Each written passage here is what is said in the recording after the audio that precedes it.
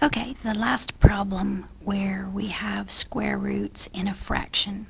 So what we always start by checking is, it would be really nice if this number on the bottom were a perfect square and it could just move outside of the radical sign. But 3 is not a perfect square, so that doesn't work. The second thing I would check is, does the number that's under the radical sign divide evenly into the number under the radical sign that's up top?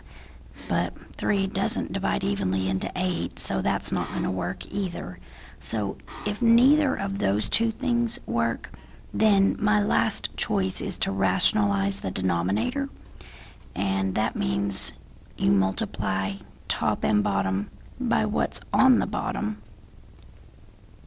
because we can't leave a square root sign in the denominator of a fraction, so we have to get rid of this square root sign. Well, you guys know that the square root of 3 times the square root of 3 just makes a regular 3, because it's the square root of 9, which is 3. So what this accomplishes is it gets rid of the square root sign on the bottom number. Now I can't just randomly multiply the bottom by that unless I do the exact same thing to the top, because basically what I've done is multiplied this by 1, because anything over itself is just 1. So for this part, this 7 is not under a square root sign. It's the only number that's on the outside. There's an understood 1 right here. So for the outsides, 7 times 1. On the inside of the square root, 8x to the 8th times 3 is 24x to the power of 8. So now I need to see if this breaks down, the 24x to the 8th.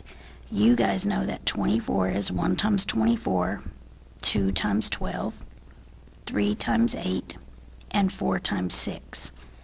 So I'll let you look at these factor pairs and choose one that will work for breaking down the 24. Did you choose this pair?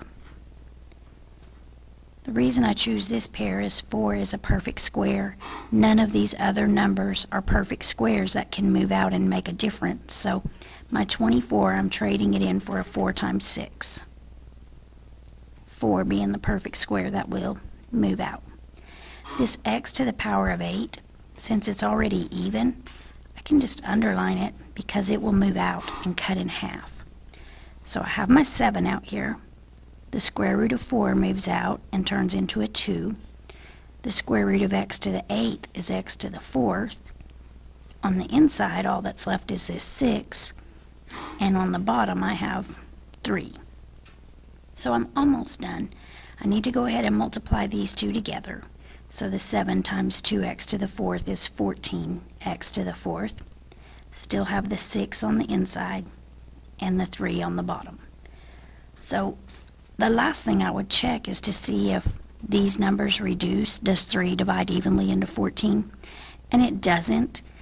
It really feels like I should reduce this 3 with this 6, but these two cannot reduce because this 6 is under a square root sign and the 3 is not. They either both have to be inside a square root or both on the outside of a square root in order to reduce them. So, believe it or not, this is my answer, and we're done.